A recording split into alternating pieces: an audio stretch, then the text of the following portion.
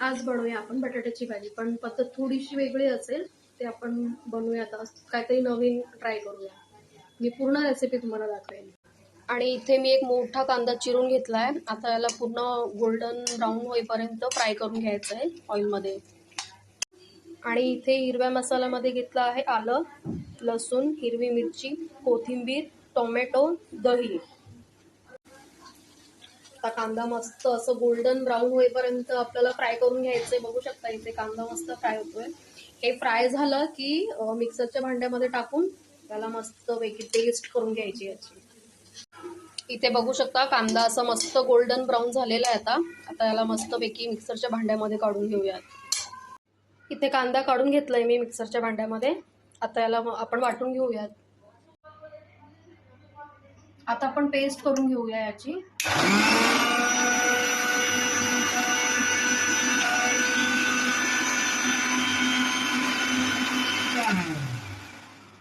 इथे मी बटाटे घेतले 4 मीडियम साईजचे. आता मी याला सोलून घेणार आहे आणि स्वच्छ पाण्याने धुवून घेणार आहे.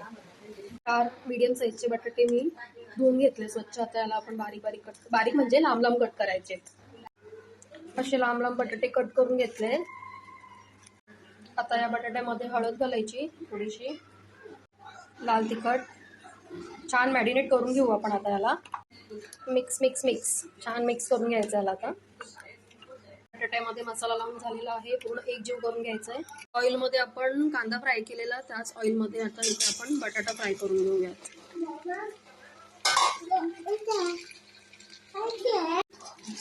पूर्ण ऑइलमध्ये याला फ्राय करून घेऊया. बटाटा मस्त फ्राय झालेला आहे. यामध्ये बटाटा फ्राय केलाय म्हणून असं काळपट वाटतंय. त्याच ऑइलमध्ये हे दालचिनी टाकली आहे आणि हे चक्री फूल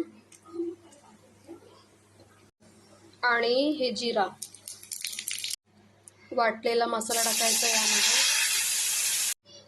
त्यानंतर हे टोमॅटो प्युरी, चवीपुरता मीठ, थोडीशी हळद, गरम मसाला, लाल तिखट, मिक्स भाजी मसाला. छान आता एक उकळ येऊन द्यायची, म्हणजे मसाला पूर्ण प्रॉपर शिजला पाहिजे.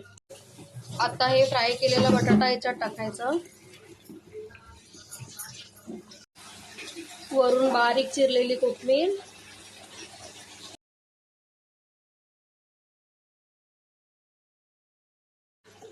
अशा प्रकारे आपल्या बटाट्याची भाजी आता रेडी आहे. तुम्ही बघू शकता कशी मस्त एकदम चमचमीत दिसते. कलर पण एकदम छान आलाय आणि बटाटे पण शिजून म्हणजे शिजले, पूर्ण प्रॉपर शिजले. आता गॅस बंद करूयात.